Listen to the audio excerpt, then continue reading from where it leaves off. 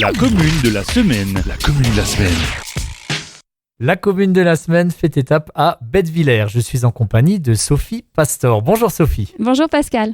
Sophie, on va parler aujourd'hui d'une association qui s'appelle Les Cœurs Éléphants, dont tu es la présidente et également une des fondatrices. Comment s'est passée la création de cette association ? On était une bande de copains, on refaisait le monde, on a tous un point commun, c'est celui de l'enfance et du handicap. Et donc on se retrouvait et on en parlait et puis on s'était dit un jour il faudra quand même qu'on monte une association et peut-être qu'on puisse venir en aide à des enfants. Parce que quand tu n'as pas de structure associative, tu ne peux pas verser par exemple financièrement une somme à un enfant ou à une association pour le handicap, il faut que tu aies une structure associative. Donc on s'était dit ce serait bien si on montait une association, mais laquelle ? Et avant de revenir à ces différents projets solidaires qui ont eu lieu, pourquoi ce nom, Les Cœurs Éléphants ? J'allais dire c'est un peu par hasard, mais non, pas tout à fait. À l'époque, donc en 2018, quand on a fondé l'association, sur les ondes radio passait la chanson des Frérots de la Vega, Cœur Éléphant. Et on se retrouvait bien dans cette chanson et on s'est dit tiens, ce serait sympa de prendre le nom, mais tu sais, quand tu veux prendre le nom d'une chanson, c'est pas si évident que ça. Donc on a d'abord contacté les Frérots de la Vega à l'époque. Eux avaient donné leur accord, mais en fait, il fallait demander à l'auteur de la chanson, qui est Laurent Lamarca. Donc, on est allé trouver Laurent Lamarca à l'époque, et puis il nous a donné son accord, et il nous a même accordé, il est devenu notre parrain. C'est le parrain de l'association. Voilà, c'est un peu l'histoire du nom de l'association. Le texte n'est pas anodin, on va pas le retracer. D'ailleurs, les auditeurs de Studio 1 le connaissent peut-être. C'est une chanson qui passait régulièrement sur les ondes, notamment à cette période-là. Mais il est aussi question d'aider les autres. Je mettrai tout mon poids pour faire changer la vie du bon côté, le cœur léger. C'est vraiment le leitmotiv de l'association. Effectivement, on a envie de donner de tout notre cœur, d'aider les autres, d'aider les enfants, de faire changer le regard sur le handicap. Et c'est vrai que les paroles de cette chanson nous allaient comme un gant. Voilà, c'était une chanson qui était écrite pour nous. Il y a eu pas mal de manifestations, Rock'n'Love, La Nuit des Couleurs, qui aura lieu dans quelques jours. Une nouvelle édition, on en reparlera. Le grand concert à Sarreguemines récemment, le concert Couleur Éléphant. Est-ce que tu peux nous donner un chiffrage de l'argent qui a été récolté durant ces 4 ans et demi d'existence ? Je crois on avait fait un avant le Covid et on était arrivé à 15 000 euros avant le Covid. Donc c'est vrai qu'entre-temps, on a fait des petites choses, comme tu as dit.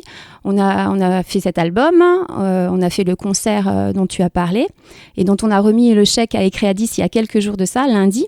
Pour l'album et le concert, on a ramassé 6 000 euros pour financer l'école Ecréadis. Voilà. Donc Ecréadis, une école qui s'occupe des enfants qui sont touchés par les troubles 10, il y a toute une liste. Donc là, on est vraiment dans le thème solidaire. Et puis, on aide les enfants. J'imagine que c'est un thème aussi qui touche tous les membres de l'association. Et Créadis, c'est vraiment un partenaire des premiers jours. C'était la première association qu'on a aidée, donc pour notre première nuit des couleurs. Et en fait, ce qui nous paraissait intéressant dans cette forme de handicap, c'est que c'est un handicap qui ne se voit pas. Et que souvent, on considère qu'il y a 20% des enfants qui sont touchés par une forme de 10. Ça peut être dyslexique pour la lecture, dyscalculique. C'est un handicap qui ne se voit pas et qui n'est pas assez considéré. On trouvait qu'il n'est pas assez considéré de nos jours. Et le fait d'ouvrir cette école, on trouvait ça vraiment très bien, très novateur. Et nous, ça nous paraissait important de pouvoir aider cette école. Elle apporte beaucoup à ses enfants. Il y a d'autres pays comme le Québec où ça fonctionne, où il y a énormément d'écoles comme ça qui existent. Et voilà, on voulait en fait apporter notre pierre à l'édifice et aider l'école dans ce sens-là. Est-ce que ça montre parfois que l'engagement associatif peut pallier certains manques dans la société, même si c'est peut-être un grand mot ? On peut impulser, je pense, des tendances. Là, en l'occurrence, avec Ecréadis, c'est le cas. Il faut savoir que l'école Ecréadis, si elle arrive à perdurer, à vivre pendant 5 ans, après, elle sera financée par l'État. Donc oui, je te rejoins, le mouvement associatif, la solidarité peut aider en fait à impulser une tendance ou une forme de pédagogie comme à Ecréadis. Les Cœurs Éléphants participent aussi à une dynamique associative dans le village de Bettevillers.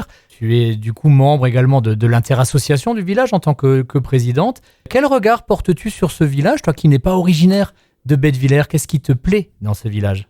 Effectivement, les Cœurs Éléphants, on a été adoptés par la commune de Bettevillers. On fait partie de, je ne sais plus combien, 7, 8, 9 peut-être associations qui composent l'interassociation. Pour nous, je parle pour moi, mais je parle aussi pour toute la bande de copains, c'est une commune très attractive et elle nous plaisait par son dynamisme. C'est vrai que je pense que les Cœurs et Éléphants ne seraient pas où ils en sont aujourd'hui si on n'avait pas été sur Bettevillers, parce que c'est vraiment, ils nous ont accueillis les bras ouverts. Je les ai remerciés encore aujourd'hui. Et ils ont fait ce que sont les Cœurs chœurs éléphants aujourd'hui. C'est-à-dire qu'ils nous ont donné un peu, tu vois, de leur dynamisme, de leur attractivité. Ils sont très dans le partage sur Bettevillers. Cette notion de partage qui est chère au chœur éléphant, mais il y a une autre notion qui est chère au chœur éléphant, c'est la musique, qui est incontournable dans toutes les actions que mène l'association. Oui, c'est ça. Quand on a voulu lancer l'association, il était évident que elle serait autour de la musique, parce que c'est quelque chose qui nous parlait à tous. On aimait aller au concert ensemble, on aimait se retrouver en écoutant de la musique, partager autour de la musique. Et donc, ça a été tout évident de faire des manifestations qui tournaient autour de la musique, des concerts, mais aussi des événements autour de la musique. Mais à chaque fois, effectivement, comme tu le dis, on retrouve la musique. C'est aussi une association qui rassemble du public dans les manifestations, mais aussi qui rassemble les artistes. Eux aussi se sont mis dans une dynamique, allez, on se met ensemble pour un but commun, comme dans une assoce, tout simplement. Oui, l'exemple, c'est le concert dont tu parlais à Sarreguemines. Effectivement, ils nous ont rejoints. Mais on pense que la musique, de toute façon, c'est quelque chose qui fédère. Le fait de se mettre tous ensemble autour de la musique, on peut faire de grandes choses. Je mettrai tout mon poids pour faire changer la vie du bon côté. C'est vraiment la musique qui nous porte tous et qui nous pousse à ce partage. Mais se sentir du coup le cœur plus léger, ça veut dire aussi que finalement, quand on aide les autres, on se sent parfois mieux également soi-même ? Mais oui, mais je pense effectivement, parce qu'on le dit, être cœur éléphant, c'est un peu un état d'esprit. C'est le fait de faire tout en légèreté, en musique, et bien en fait, on peut faire de grandes choses. Voilà. On va replonger dans l'actualité. Le 11 juin, donc samedi 11 juin, il y aura la Nuit des couleurs à Bettevillers, à l'arrière de la nouvelle mairie, sur l'ancien stade de foot. Est-ce que tu peux tracer pour les auditrices et auditeurs les grandes lignes de cette soirée ? On va revenir à l'essentiel de la Nuit de couleurs, c'est vraiment cette soirée de poudre au lit. C'est une tradition indienne et on va tout mettre autour de cette soirée de poudre au lit. Voilà. Donc ce sera l'élément moteur de la soirée du 11 juin prochain. On va donc se colorer les uns les autres et ce sera rythmé par différentes animations et des moments musicaux également ? C'est ça, donc il y aura tout au long de la soirée, il y aura des animations. Toutes les demi-heures sur fond musical, on aura un décompte et tous ensemble, on jettera les poudres de couleurs dans le ciel. Et je ne sais pas si tu as déjà participé, mais c'est juste magnifique quand tous ensemble on se met et puis on se jette effectivement de la poudre dessus. Ça, on dit toujours, ça met un manteau de couleurs sur Bettevillers. C'est une façon de voir la vie en couleurs ? Mais les couleurs, c'est la vie, c'est les enfants et c'est une façon de voir la vie en couleurs, oui. Radio Studio 1 sera bien sûr partenaire de cette soirée, comme elle est partenaire depuis le début de l'association Les Chœurs Éléphants. Est-ce que tu es fier du chemin parcouru ? 4 ans et demi, c'est jeune pour une association. Alors fier, c'est peut-être pas le mot. Je ne sais pas si on est fier du chemin parcouru. En tout cas, ce qui est sûr, c'est qu'on a toujours autant de plaisir à se retrouver, entre nous, les chœurs éléphants, et à faire des manifestations. On a toujours envie, on a toujours... C'est vrai qu'après la crise sanitaire, moi, j'avais un petit peu peur. Et puis finalement, non, l'envie est toujours là, bien au contraire. On a plaisir à se retrouver, on a plaisir à travailler autour de la musique, on a plaisir à travailler pour les enfants, pour le handicap.